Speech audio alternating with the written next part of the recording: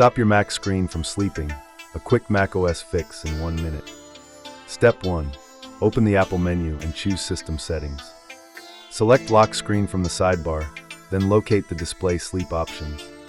Set both on Battery and when Power Adapter to Never to Stop Automatic Display Sleep. Confirm the change and close Settings. This prevents sleep until you change it back. If you prefer a temporary fix, use Terminal. I'll show both options next. Step 2.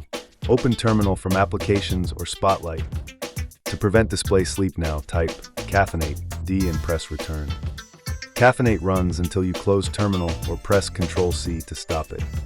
To make the change permanent, type sudo pmset, a display sleep 0, and enter your password.